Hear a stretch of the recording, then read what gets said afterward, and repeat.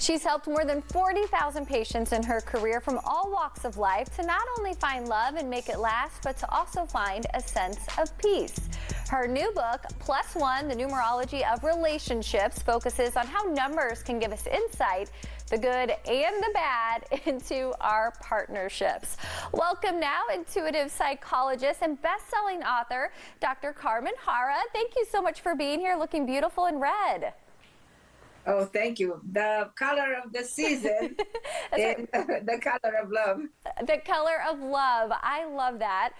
Congratulations on your new book. Tell us a little bit about it, because you can really use numbers to kind of help with relationships. Yes. What I did, I actually tried to put together two ideas, the concept of time, the concept of numbers, and the idea of psychology, personality traits. And it's interesting how these two work perfect with each other. So you can, the psychology explains you why things happen, and the numerology explains you when it happens. Actually, you know, you can, our personality traits are shaped not only by our DNA, our date of birth, but also by our DNA. So these two elements go hand in hand. So now numbers are very significant.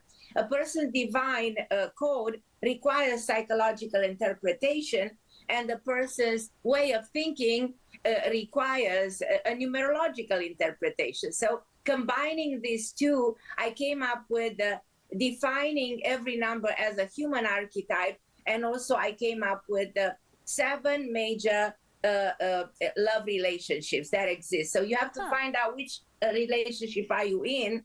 If you are in a toxic relationship, if you're in a compromise, if you're in a compatible relationship, if you're in a stagnant relationship, if you're a transitory one, if you're in a soulmate relationship, the book reveals all of this to maximize your potential to create the best when it comes to being in a wonderful relationship. Well, and you have some advice for all couples this holiday season. The best advice: compromise. Is that right?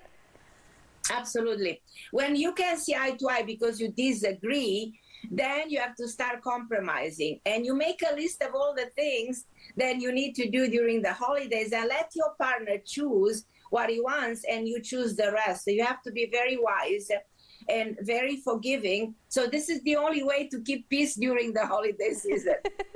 That includes for gift giving too, right? You need to have a discussion, especially if you're in a new relationship or even if you've been married for a couple decades, right? When it comes to gift giving, to my opinion, the best gift that you can give to someone is listen to them. And not only listen to them, create memories, create experiences. Take a trip, do something different, and listen to your partner to what he wants, because the best gift, the smallest gift, given with good intention, can make a big impact in your partner's life. And now, when you say listen to what they want, do you mean throughout the year picking up hints, or do you mean like flat out ask and have them say? Picking up hints, like they will tell you, oh, I dream of that, I want that. And make sure you give them what they want.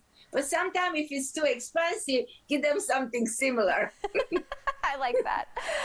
Okay, here's a common issue I feel like a lot, especially for young relationships, but maybe all. Your in-laws are coming to town, and maybe it causes friction in your relationship. How do you keep the peace this year? Well, always, you know, external influences are the cause of all the drama.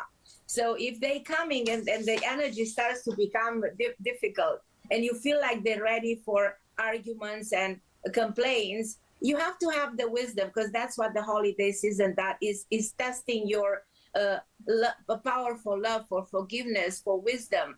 And you just accept them and tell them in a very nice way, well, next time I'll do better, or I'm going to try my best. So you don't feed that negativity. And if you feel like the temper flares, you take a step back, you go in another room, take a deep breath, and try to make peace and agree with what's happening.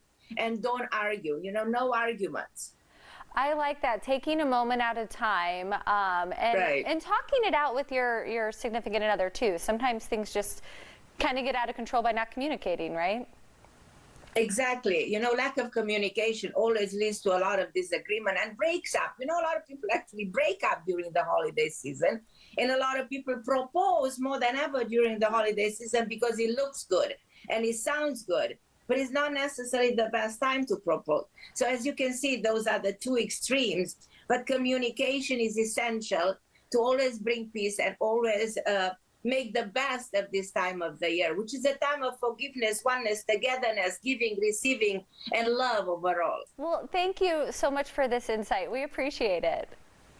Well, I'm so grateful. I'm so grateful. Well, the holiday season means guests are on their way over next.